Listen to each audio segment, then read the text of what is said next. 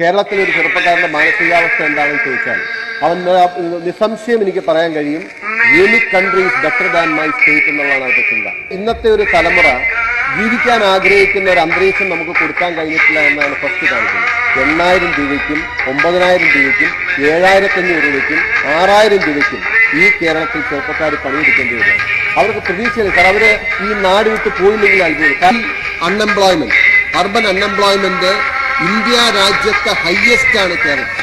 ജമ്മു കാശ്മീരിനെ കടന്ന് നമ്മൾ 31.8% നിൽക്കുകയാണ്.